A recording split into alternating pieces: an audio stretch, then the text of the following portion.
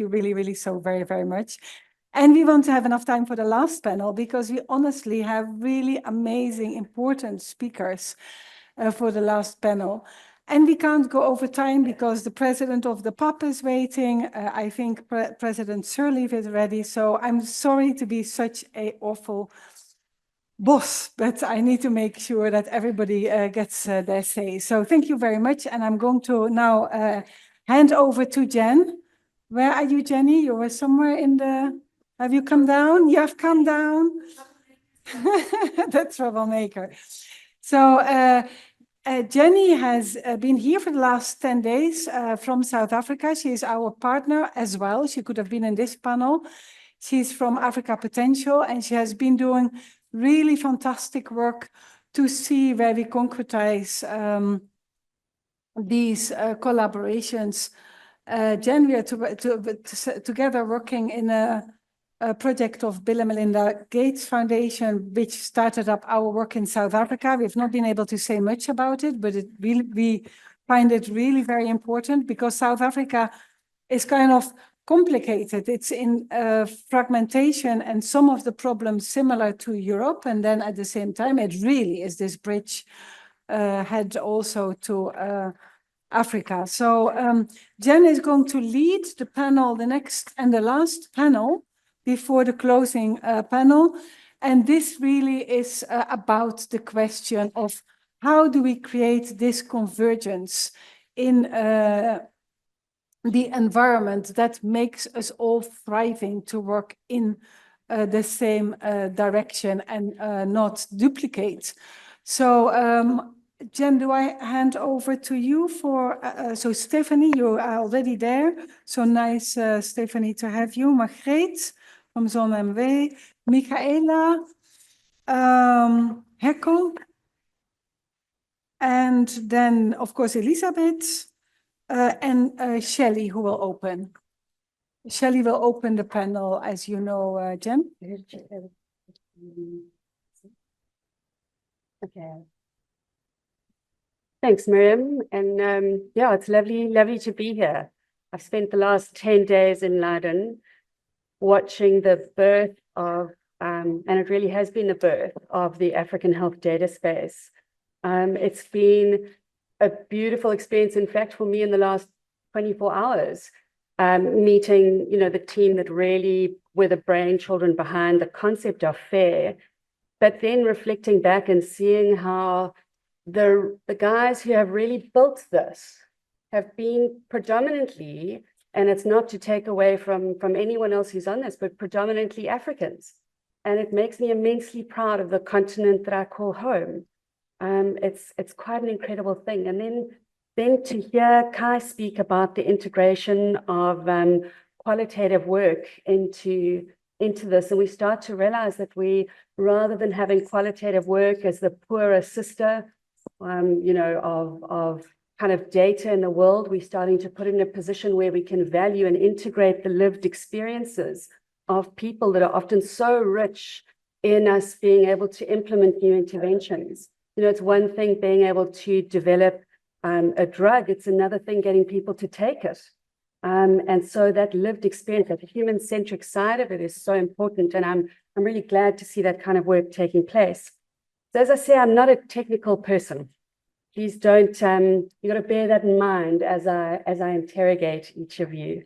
But it's what I can see from this is that there's incredible value in an African health data space, that data remaining in Africa, being owned in Africa, having a coordinated effort to digitize patient records, and then turning that into something that's interoperable across regions, across countries, globally, that can be really useful if we look back at whether it's Ebola, whether it's COVID, whether it's the current monkeypox outbreak that threatens, to move out of the DRC. I think these become really important questions that, Miriam, you and your team have been on the cutting edge of.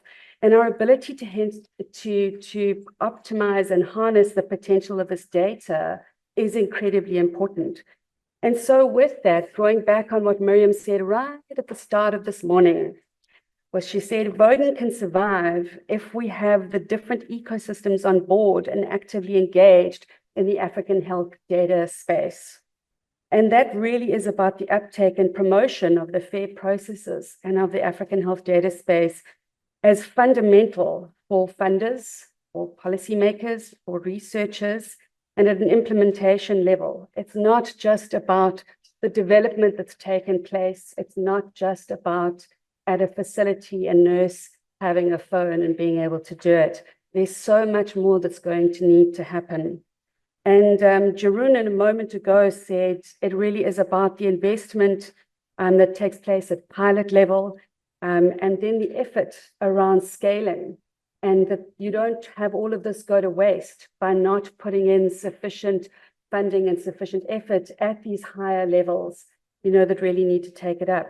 So I guess my question then to the panel is, and it's to each of you, what are each of you going to do, and how will you be promoting the uptake and engagement with the common standards for a health data space? So I'm going to allow the introduction to happen above. You all have beautiful photos. I made sure of that, don't worry. And we can go through that, and if each of you could respond on that, and if we could take it from there. I think time-wise, we're not going to be able to open it up, but possibly at the end, if we've all kept to really sort of shorter responses, we'd be able to open it up, because I'd like to hear what everybody else thinks Shelley. around how we're going to actually make this happen. Thank you, Kai. Shelley can also stand behind the desk. Yeah, you're welcome to stand up here if you need help. Oh, okay. You can evict me for a while. Okay, great. Hi, I'm Shelley Lipon. I'm the COO for SnoMed International, and really pleased to be here. Thank you so much, Miriam, for inviting us. We're really encouraged and excited about being part of the initiatives that you guys are taking forward. So I'm going to talk a little bit about what we as SnoMed International think we can bring to the table to assist as you guys move forward along your path. So first of all, where am I going here? Oh, okay, you're going very deep. I think,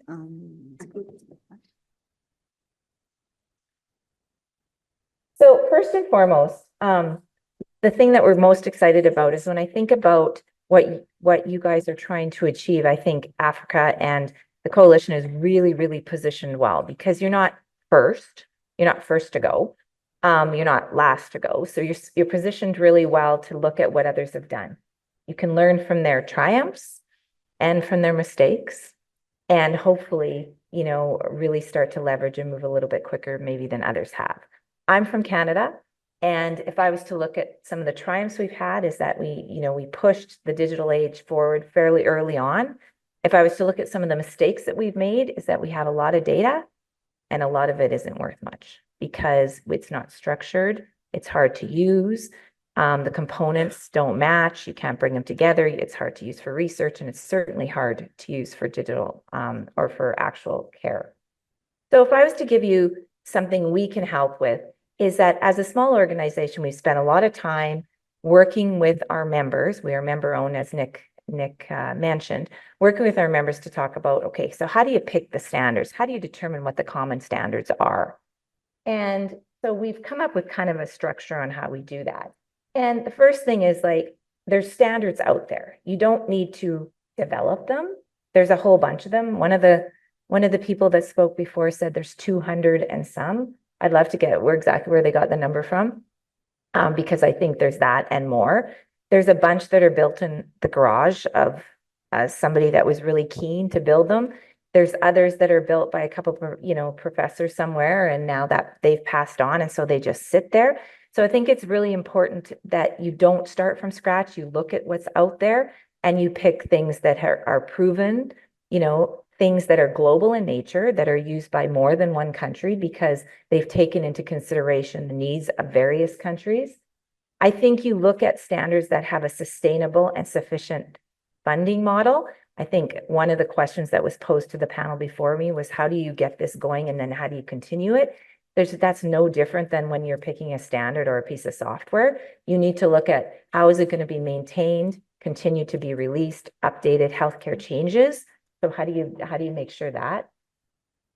A predictable and robust release thing. And when I came into the standards world, I didn't know that much about what that meant. I understand it now. And I think the important thing is that it needs to be predictable and understandable and repeatable, because this is in your healthcare systems. This is a 24/7 operation. And when you need a new standard, a new concept, a new ID, a new piece of data, you need to be able to have a standard that can get it in there quickly. I think COVID is the perfect example. It needs to be released repeatably. You need to know when you're going to get it, how quickly you're going to get it, and when it's going to be updated. Multilingual and national extendable. So countries use different languages. Whatever you choose has to be multilingual. That's going to be really important. I think the next thing is that nationally extendable is that you can add your specific pieces into it. Comprehensive support services, strong and diverse community engagement, and proven use case implementation. So has it actually been used before? I think is really important. What we can do for you is that we have the most comprehensive terminology in the world, and it's been developed over the last 40 years, and we have over $100 million has been invested in it. And this is why I say, don't try and build it yourself. There's lots of them that are out there. We've talked about sustainable model and user focus. We're at 50 members globally now, but the most important piece is that we are a global standards hub. So one of the things that our General Assembly put in place was this integrated global standards hub. And what that means is that we know there's lots of standards out there. And so what we are committed to do is to build solutions that allow those standards to work together. So it's not say pick SnoMed and just use SnoMed. You need SnoMed, you need ICD for classification, you need LOINC for lab. And what we have committed as an organization to do is come up with solutions that allow those standards to work together, i.e. maps, linkage tables, extensions, etc. And we're committed to doing that. And I think that's what we can help you with. We can bring those solutions to the table, help you with our implementation services, and hopefully together we can be a great success. Thank you. That's amazing. That's really great. Thank you so much. So SnoMed is offering free access indeterminately to vote on this. So let's bring our next speaker up and we can hear from you. You're welcome to take the mic or speaker.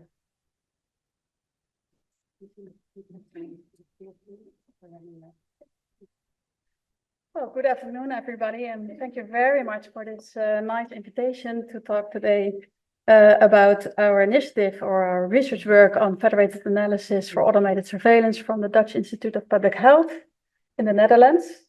I realize it's a different setting than we've been talking today, and also we're actually more or less in the beginning of a journey, so we can learn a lot from Vodon. I'm very happy that we can work together with Miriam. But it would also be very nice to share some of our perspectives for the discussion of today. To give you a little bit of a background, at the National Institute of Public Health, the Center of Control of Infectious Diseases, we're commissioned to monitor and prevent infectious diseases. And one of the things that we do is that we perform surveillance to monitor trends and evaluate interventions. And as this way, we provide data for action also, for example, for hospitals. So one of the things that we monitor is indeed surveillance of healthcare-associated infections, which is currently in the Netherlands still performed mainly manually, which means that in every hospital, an infection prevention control practitioner is looking at the electronic health data to determine whether or not an infection has occurred according to certain definitions, which is of course quite resource intensive, it's error prone and effort dependent.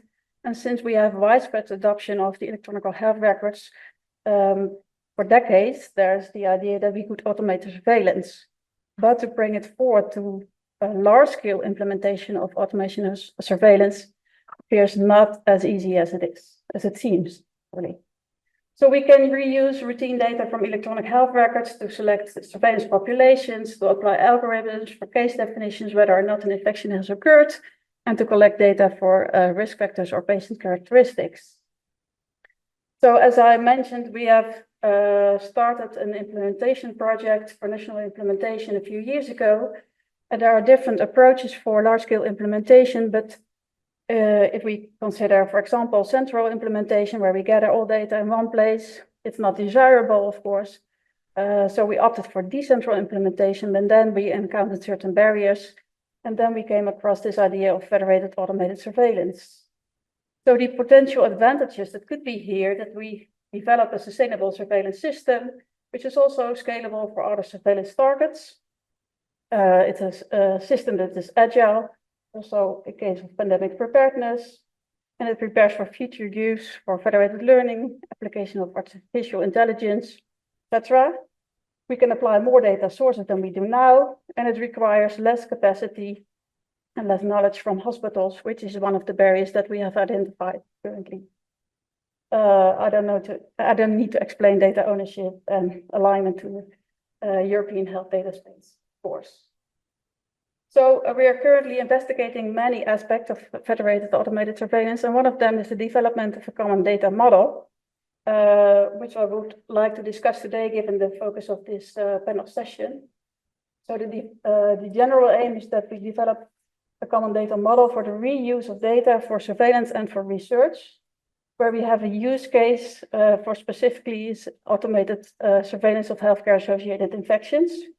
But in future, of course, the infrastructure should be supporting broad applicability. So we will specify international standard terminologies. And to do so, we will align with important national initiatives, but also international initiatives.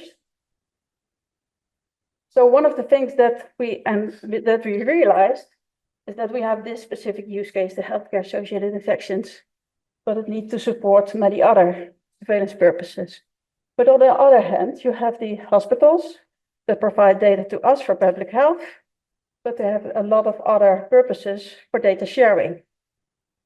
So one of the things that we need, that is very important, that should be covered, is that we optimize the transformation of electronic health data and also data sharing for reuse for the hospitals.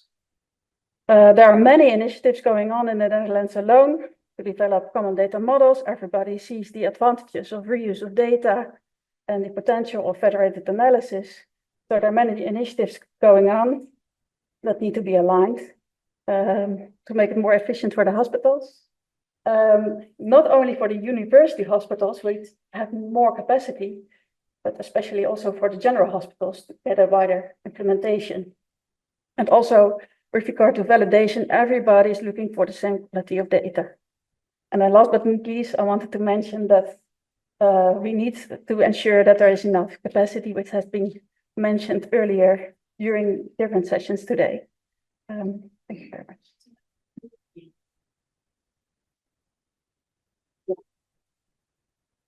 Thank you. So I think there's a beautiful alignment with the way in which Miriam has envisaged Rooden.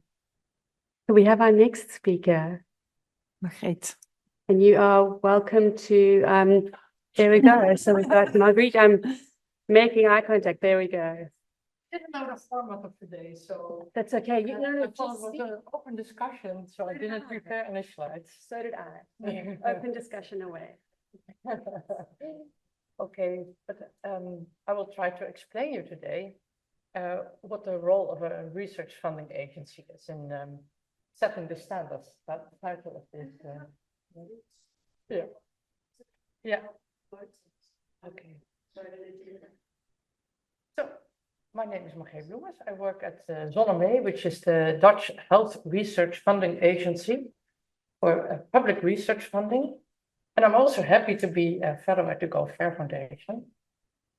So I learn a lot and I learn the fundamentals at the Go Fair Foundation.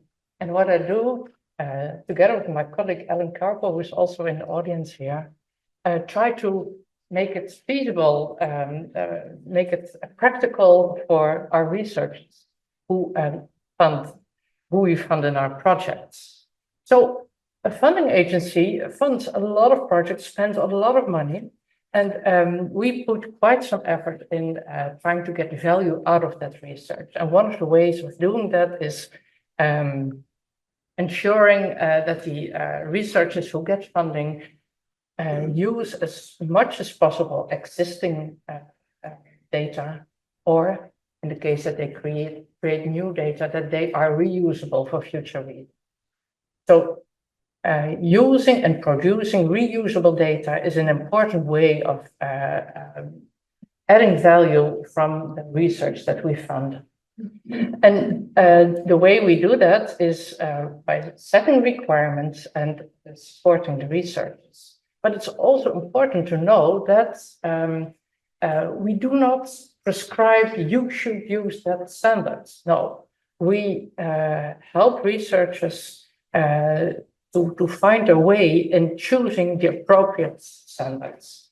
And a very important aspect of that is the domain specificity. Well, looking at the FAIR principles, there are many social considerations in putting the FAIR principles into practice, and the domain specificity is a very important aspect of that.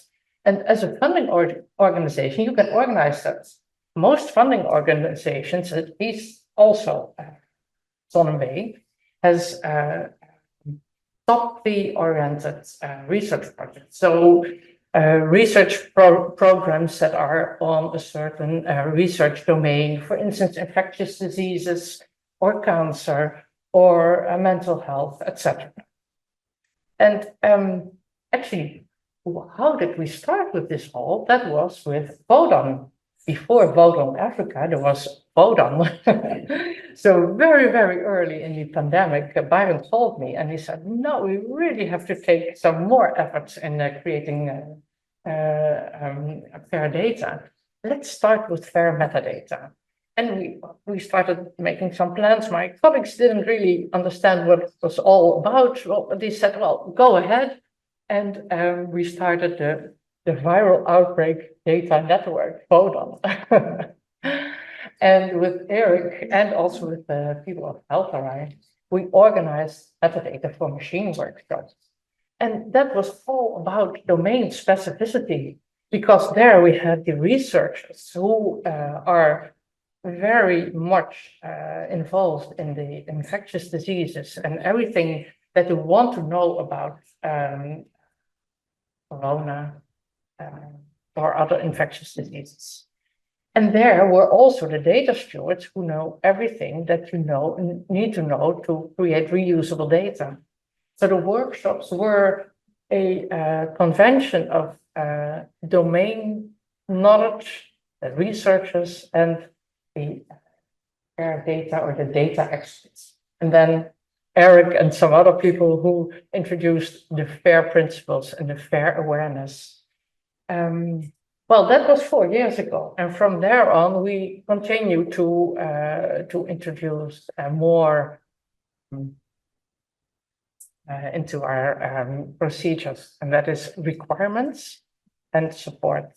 And support is directly to the researchers with the money, but also creating these activities to let them do this. And support is also another energy. Support is also opening up the complete FAIR ecosystem, because it's not only the funding agencies who create the opportunities for creating FAIR data, it's also the research institutes, the policymakers, and of course the service providers and the research infrastructures. And now we are working together with other funding agencies and all these other stakeholders. And now it's important we find our role, that not funding agency is the only party to promote this, but that we do it all together. And that's the current challenge. Thank you, Margreet.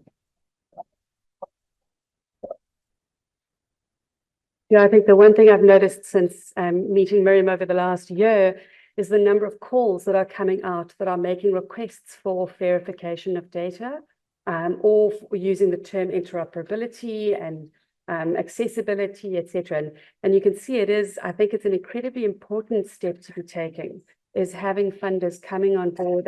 And while you can't force implementation, as you say, I think you're a key driver of uptake and of rapid uptake by supporting it, ensuring that there's funding available for that within a research project. So thanks for that. So should we have our next speaker, who is Michaela. So thank you, Michaela.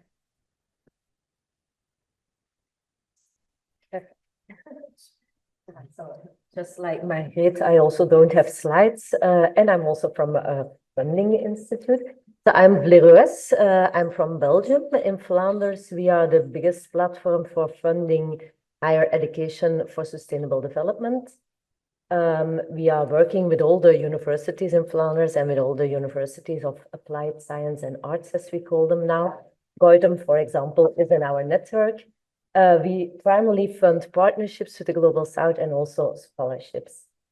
In Flanders overall, I think the FAIR principles and open science is well adopted. It's in a lot of policies, and also the major funding bodies, they all have their own requirements already. They have their templates, such as FAO, it's the biggest funding organization, and also the ERC. The university colleges, they also developed a platform, so they have their own digital space to share and to practice open science.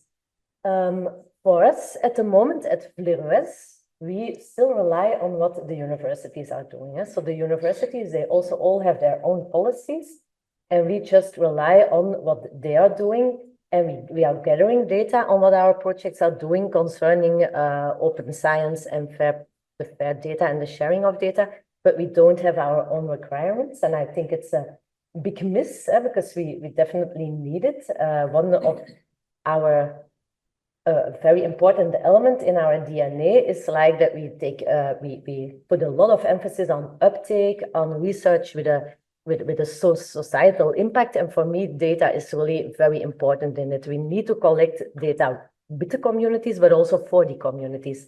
So at this moment, we are launching a very new program for us, and it's not a competitive program. It's a program where we work together on defining, on making policies, on making tools, and also making training programs. And we do it on different topics. And one of the topics is higher education management. And within this topic, we really will work also on this open science, on fair data principles. And I hope we also can challenge our community to go this step beyond and also think about storage of local storage of the data, about ownership of the data, about all these ethical principles, because especially in our context that we are working on, I think like all these ethical considerations are very, very important.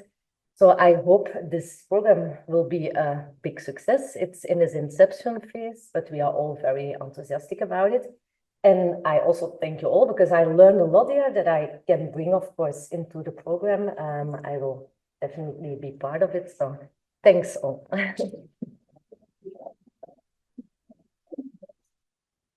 Thank you, Michaela. It's great to have been able to impart as much as I'm sure people get back from a funding agent. So should we move on? And we're all making great time. Thank you. I know I'm being really bossy about it. Herko, I hope I'm not butchering your name, but the mic is yours. Do you have that presentation? Yes. Thank you. I have a butcherable name, so it's okay. No, you did a good job.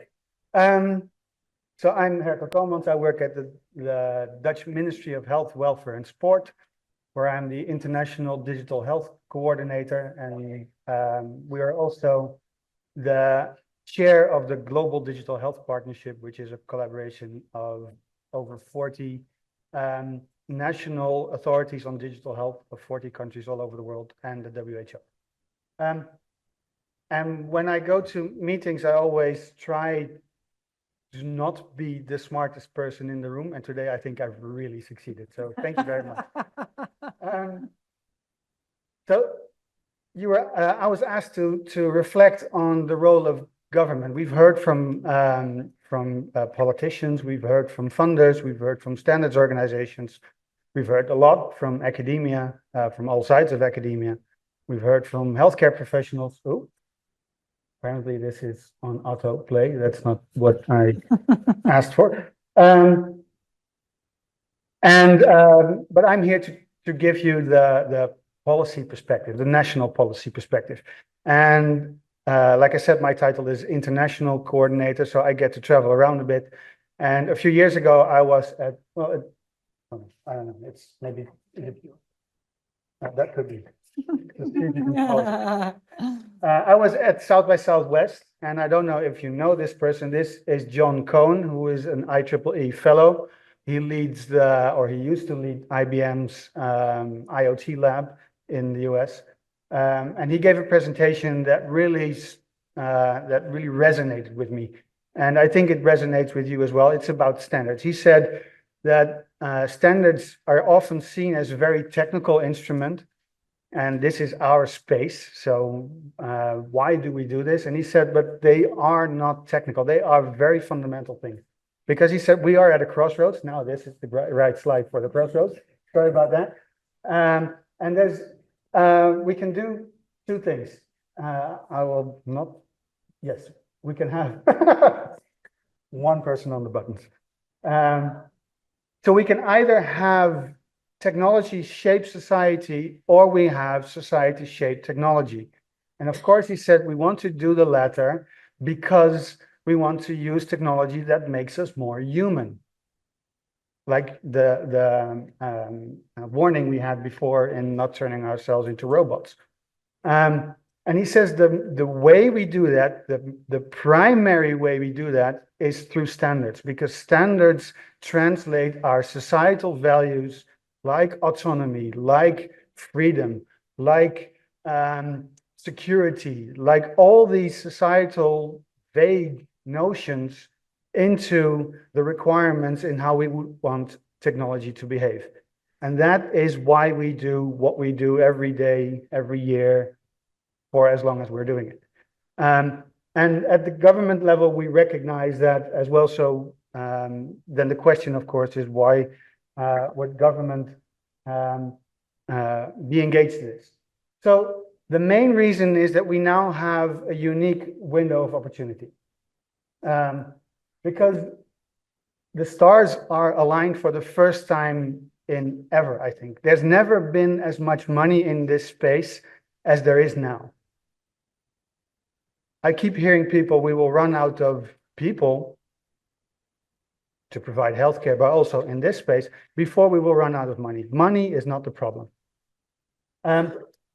We also have, due to the pandemic, an immense sense of urgency that we now need to move and we need to improve. And combined with that, we have the political will to change health systems, to reform our health systems, to include data at the system level. So, and then the last one, the last piece of that puzzle is the technology. It has proven in the pandemic that it's able to provide the resources we need, the capabilities we need in our health system at scale. So we actually, for the first time ever, have all the ingredients that we need to have together. So then to the role of government, and why are we in this space? Because I think there's a few things that government only can do, and that is why we need to focus on those roles. The first one is, I think, is a very important one that is quite often overlooked, is that there is actually, in that translation process of the society's values into these standards, there is a definition of interoperability need. And what we currently see is that there's lots of standards development projects that sometimes, it's been said before, so I'm not saying anything new, that sometimes are very much hobby driven and sometimes very industry and product driven. And sometimes there is a decent process with a decent checks and balances and sort of a democracy in order to determine that need. But government has a key role in organizing that process and safeguarding that process. This is why ISO is so important, because they have fixed that process and only ISO can do that part.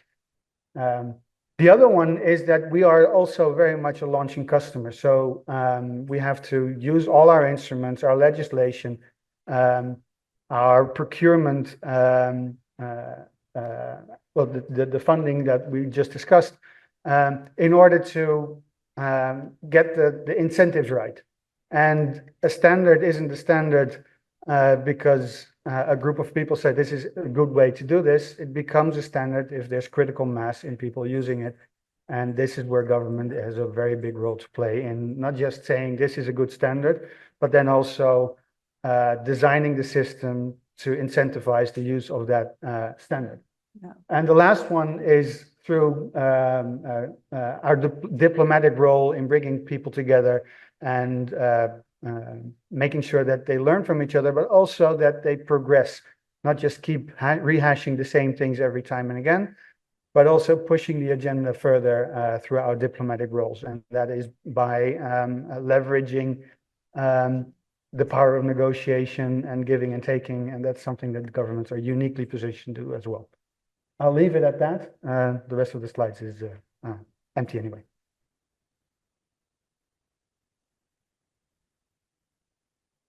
Thank you. I look forward to you helping us negotiate across multiple African countries to get government buy-in and uptake. That's really great. So with that, let's bring on, I think this is our last speaker. If I'm not correct, if I'm not wrong. Yep. Yes, I think it's you.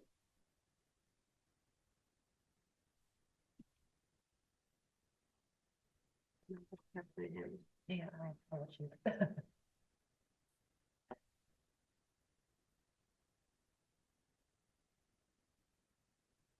Well, thank you so much, Miriam. Thank you so much to the whole Voter Network. Everyone that we heard today was incredibly inspiring. And I think it's also very important, the work that you're doing. Because after all, we live in a time where oftentimes the use of data, misinformation and disinformation are really shaping our societies and our democracies and are rather detrimental for the quality of them.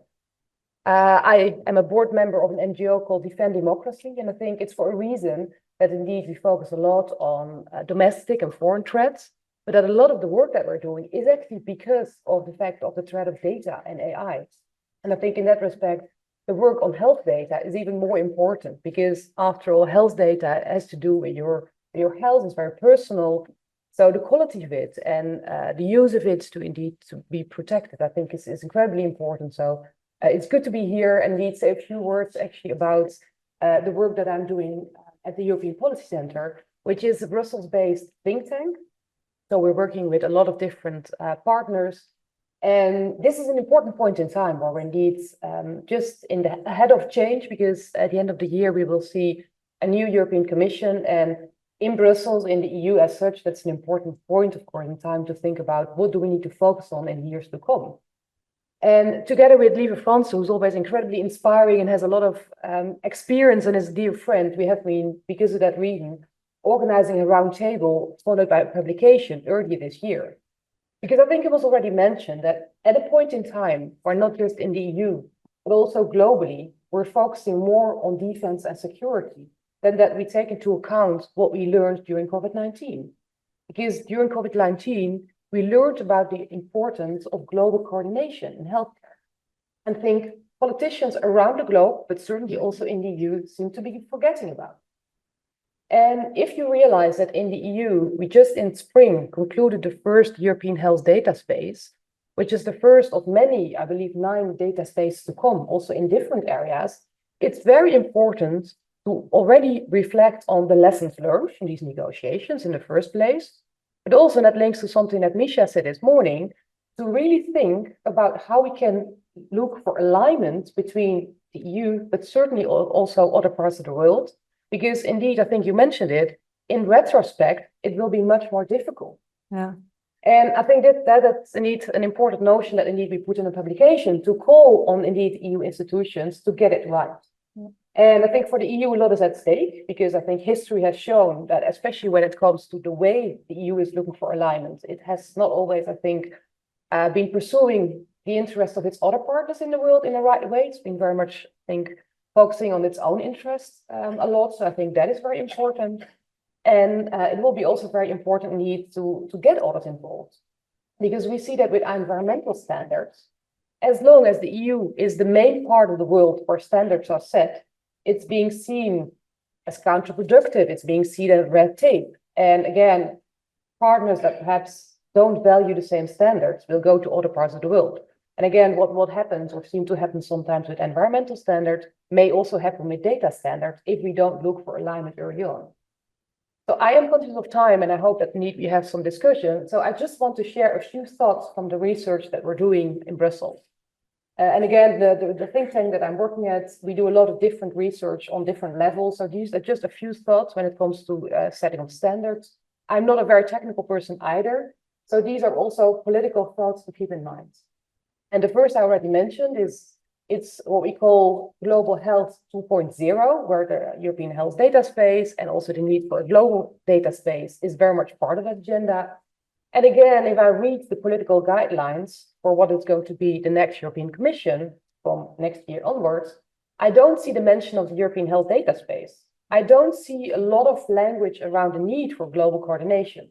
So again, what we need, and I think different stakeholders mentioned it, we also need political will, because only if you come up with the infrastructure at local level, it needs to go hand in hand also with the top-down political guidance that we need. I think specific part of that agenda as well is that we need to focus on underrepresented groups, because I think it was mentioned, it is indeed often Caucasian men. And of course, what I'm mentioning about women also goes for other underrepresented groups. But I think it's very important that women are underrepresented when it comes to leadership positions. It's only 30% of women working in tech. And I think when it comes to AI, it's only 22%. So also there you see that women need to catch up. But I think perhaps more important, it's about eliminating the gender bias that we see. And it was mentioned indeed that also women's health, which is a topic which I'm very passionate about, is being seen as a difficult topic. But a woman is not just a small man, but that's because of the lack of data. We don't know oftentimes how the female body is being shaped, and therefore how specific healthcare approaches need to be developed. So also therefore, again, women's data, again, they're underrepresented groups. I think that is very important. A last point, I think also more general when it comes to setting standards, it's really important to avoid that the global south pays the cost of AI development. We have not been speaking about AI per se as such, but I think when it comes to data and the momentum around AI as well, I think it's really important to look at the environmental costs, but also about the producers versus a consumer mindset where perhaps the global south and also the EU, if they don't pay attention, lose out on the global race where big companies will be in the US and other parts. So I keep it at that. But again, I look forward perhaps to some exchanges also with the audience. Thank you very much.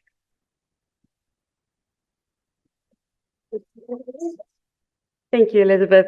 I think, in my vision of where this goes is that we end up with these data spaces that really start to overlay health with climate, with water data, and more so that we can really in 10, 15 years time start to, and if this is going to happen in Africa as you have positioned Africa as the leaders in terms of uptaking fair data spaces, that we start to realize the value back.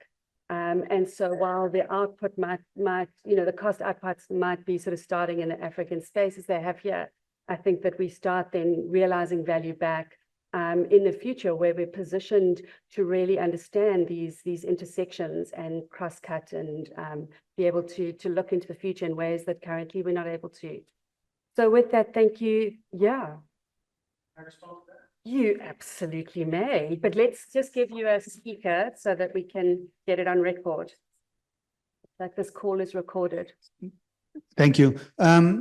I think actually that in a few years' time, the roles will be reversed. We now tend to think of Europe as leading the charge with the European health data space.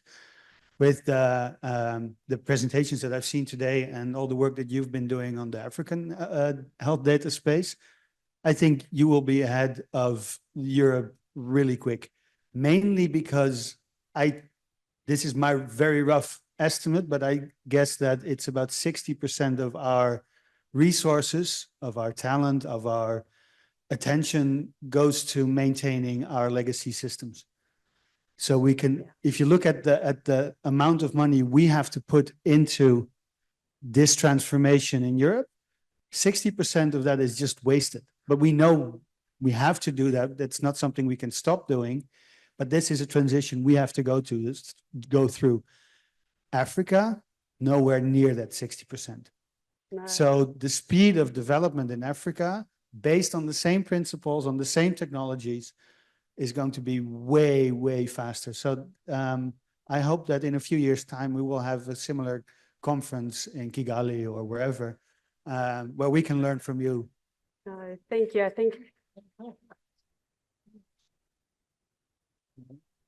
think what's been interesting, just from my observation of this, is about 20 years ago, I started working in key populations in infectious diseases and implemented a clinic, and we did everything. And it was an innovation requirement in order to help people be able to collect data who didn't necessarily have the skill set that, that your average kind of healthcare worker would. And so we implemented an online electronic medical record system. And we did this, we then rolled it out across a number of sex work programs. And that in fact started about 15 years ago. And it meant that you could move from, because it's such a migrant population, you could move from clinic to clinic and have access to your patient file wherever you went. So it is, I like your prediction. I'm on board, 10 points to you. Yes. Perhaps also just to add another argument in favor of what Jim was just outlining, I think we also have to realize that demography for the EU is a really important agenda. And today we mentioned skills, we mentioned an aging population. And I think in that respect, Africa is in a much better place with a much younger population, where probably the uptake of technology goes much quicker than in Europe, where indeed people lag behind, need upskilling, reskilling when it comes to also the digital transition and jobs. So again, in that respect, I think it's even another argument to say that Africa is very well placed to make this happen. No, I think the uptake of technology has far exceeded what people have expected. So, for example, in South Africa, about 95% of people across the country, irrespective of whether you're in a rural or an urban area, have access to a mobile phone that's internet enabled. In terms of gaming access, about 85% of those people are accessing gaming platforms. So if that speaks to uptake of technology and engaging with it, we certainly are, we're not half as far behind as I think much of the world thinks we may be. There are other challenges, though, that are going to require some serious thought through around human-centric approaches and how we implement and how we get uptake and buy-in, and how we get from a policy level and a government level a real uptake and a buy-in that's not just applicatory, yes, great, I like your idea, a handshake and a photo, but a really meaningful, move towards implementation. Oh, are there any? Yeah. Yes, thanks. And they're very fussy about this microphone thing. They're recording. Oh, you broke yours. We didn't see that. Yeah, let me first react to what Herko said. I fully agree, of course. I made the same point a little bit this morning already, but let me make one big warning to Africa then. Learn from our mistakes. Don't create new legacy systems. So it's not only that we fight legacy systems, we also fight vendor lock-in and all kinds of vested interests, of course. So apart from the fair principles and so on, we also have in LIVS this principle of no vendor lock-in. If we see anything coming, and that's why I'm so glad that I saw even the SnoMed saying, don't think SnoMed is the end of everything. So it's more important, that's what we learned in 10 years of FAIR. It's more important to inform machines which choices you made than which choices you made. So if you tell the machine, I'm an OMOP train, I'm a fire train, I use UniProt for proteins, EUPAC for chemicals, and so on, then the machine knows how to operate. And that even goes, and it went a little bit snowed on when you said the API stuff that you were talking about, Sjoerd. I think this library I was talking about this morning would have all the instructions so that we don't care about people's APIs. If they want to be part of the system, they translate all the things that need to be done by the next step in the workflow to their own API, no matter how lousy it is, they can deal with that themselves. So please, when you take the lead here, and I will be with you, and I hope you do, make sure no vendor lock-in, try to get minimally 2 implementations for every crucial element of the system. Then you create an ecosystem like the internet, and not, again, another legacy system that you are in the same situation 10 years from now as we are here in Europe. It's just an observation. No, South Africa's got enough legacy systems. We'll happily learn this lesson. Of course. Are there any other comments, or shall we close out the session? Yeah, Misha. It's a bit of a question to the panel, and coming back to what you were saying, especially in relationship to Africa, you know, having a lot of potential in moving forward very fast. How do you think, or how do you envisage both continents, or not even both continents? You can also take the US, other areas. How can we help each other move forwards in each other's implementation, not necessarily just Europe with Africa and Africa with Europe, but how do we move forward on this together towards something that we, you know, build something that we really all can use and benefit from? So let's get get a microphone across. A nice question, Michelle. We already saw some of that in some of the presentations, of course, but I think the key word here is the global public goods approach. And that is part of that is a governance or ownership discussion in is this truly something that can benefit the rest of the world, and then you sort of donate it to the world and have it under an open global democratic governance model. These are all a lot of buzzwords that I'm saying that don't really mean much until you actually do it. So, but I think that is the core of this solution, is that we actually are able to get past all those differences and start building a governance model at the global level. And the thing there is, and I'm probably not being diplomatic enough here when I say this, but the most likely candidate for that is the WHO, but it's definitely not the WHO. At least not in its current state. And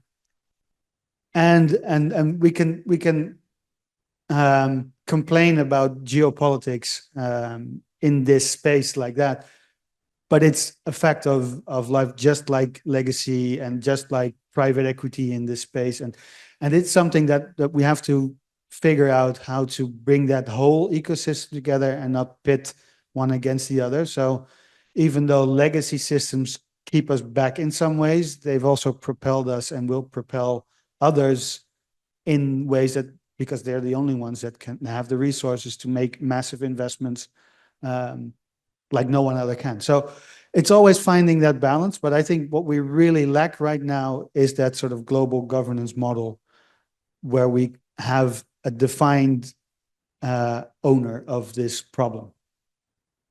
Thank you. I think in the meantime, while we wait for that to get figured out, no, I'm just kidding. I think it's exactly this. It's community. I mean, that's how you can start to share and work and learn what the other ones are doing is start participating community-wide. Whether that's with, you know, at the GDHP level, or whether that's conferences like this, where people start to network and start to talk to each other and understand what others are doing. And all of a sudden now you're getting, you're jumping on a Zoom and you're talking about what you've done, and now you're sharing it with somebody that is in the US or Canada. I think it's community, I think, in the meantime. Yeah. Are there any other questions? Not a question, but a comment. Yeah. I think today was excellent, and I compliment everyone for voicing their opinions. My plea is to the full group. Do not forget that health isn't just in healthcare. In our country, and I'm from Canada as well, we're facing climate change, wildfires, floods. We can identify the homeless. We can identify the people who are in danger because they're not mobile, so they can't get out of their homes. All of this factors into healthcare. And again, I think going forward, when you start looking at the solutions for Africa, I think you can be a beacon for the rest of the world if you start to look at the other factors that influence what happens in the healthcare space. So I would just urge people to take a look at how the world is changing and add that into the planning for what's happening in Africa around the health data space, but include the other factors in there. And in our country, we're actually starting to talk, health providers are starting to talk to municipalities to understand where the homeless are living and what their health conditions are and how they can help them. So again, that's a vital resource, and also a vital resource to provide more resources to funding what happens in healthcare. Yeah, thank you. No, and I think that water security is an incredibly important space. I know we've been doing some work on a wastewater treatment plant, and we found tuberculosis in the water, staphylococcus, hepatitis, and sometimes 28 kilometers away from source, along with pharmaceutical metabolites, potentially driving AMR. So you've got quite a thing.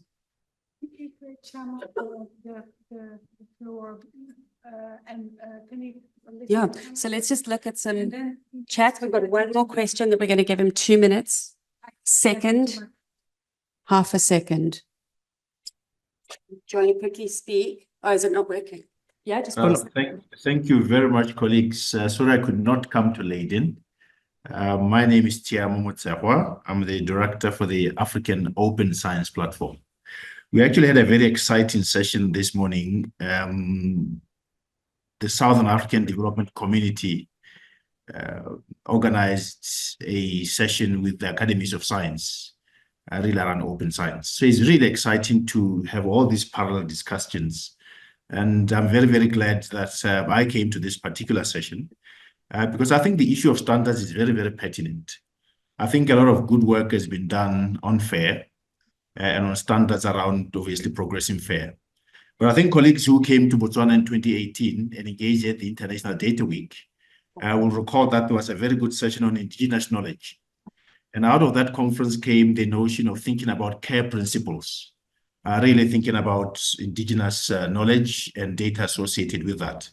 Obviously, notwithstanding that, we need to do a lot more to engage those communities that are the custodians of indigenous knowledge, including knowledge that is relevant to the health.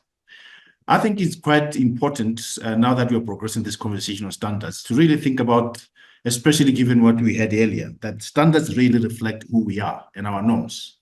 Are we doing enough to engage and work with indigenous communities and develop relevant standards to encapsulate those care principles you talked about? I think this is a gap area. I think the UNESCO recommendations themselves talk about the need to engage other knowledge systems. And I think this is a new frontier that I think as we progress, let's not leave it behind. Thank you very much. Thank you, Tiamo. That's great. So thank you all. Thank you to our panelists. You were really, really great. I look forward to you providing huge funding to those funding organizations there, to Miriam, and to seeing a roundtable happening in the next 2 weeks so that can happen. Miriam, I hand over to you.